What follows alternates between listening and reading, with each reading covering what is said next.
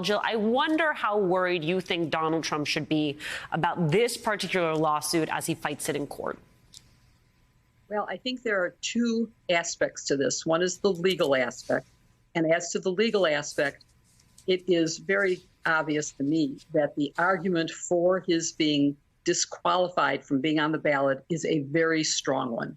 And that the argument against it, which I have only heard from a former Attorney General, Mike Mukasey, has no merit to it. Politically, it could be a different question. But legally, it is a strong case that he took the oath, and the argument that Mukasey makes is it's a different oath than Congress people take. Well, so what? It's still an oath to support the Constitution, and that disqualifies you if you then engage in. And it is self-executing, and Lawrence Tribe is correct, of course, that in Colorado there is a statute that specifically gives standing to citizens, which may not exist in any other state. So it is a very good test. But someone, including a Secretary of State, could simply bar him from being on the ballot, and then it would be up to him to sue to get on the ballot and take it to court that way. Which once again becomes politically incredibly fraught and complicated. Congressman Dent, I joked yesterday that who could imagine that we'd be sitting here on national television talking about the 14th Amendment, right? Something that would ordinarily not be the way you begin a television show. And here's the thing, which even as we're having this conversation, the 14th Amendment, it could serve as a backstop, but we wouldn't need a backstop. We wouldn't even need to be talking about a backstop if Republican leaders had been willing to call out Trump and then hold firm in that position right after January 6th, right? Well, of course, that's one thing I've been saying for years, that one of the challenges for the Republican Party is that they never countered the Trump narrative.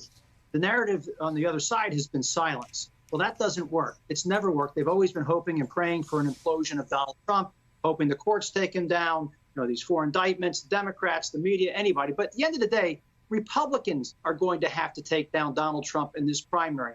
Hey, I get the argument on the 14th Amendment that'll be litigated. It'll go to the U.S. Supreme Court. We'll see what they say.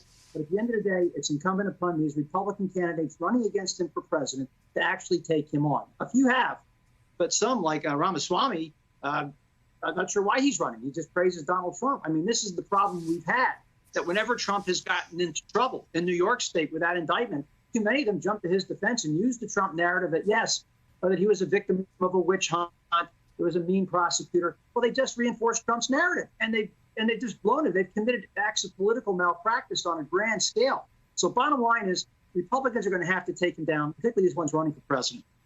Political malpractice, Democratic malpractice, some might argue. Don, both Trump and DeSantis, they attended yesterday's Iowa State game.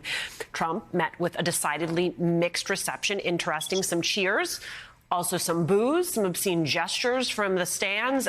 If you read most of the reporting on it, it has to do with the fact that there are voters who may have supported Trump in past elections, but they just don't think that he has what it takes to make it through a general election, given all of this legal baggage. And so I wonder if you were Trump's opponents, including someone like Ron DeSantis, how you then capitalize on those fissures, given that they are trying to break through without ever explicitly critiquing the guy.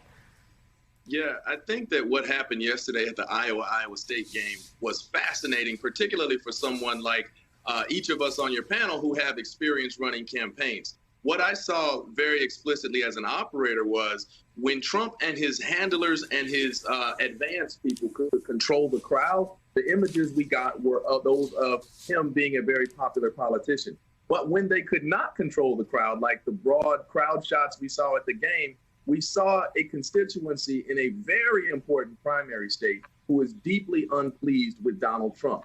I don't think that bodes well for Ron DeSantis, because if you don't like Trump, you don't like Trump without the mean tweets. You don't like Trump CRT. You don't like Florida man to the equal degree, because he has fashioned his entire career as a low rent model after Donald Trump.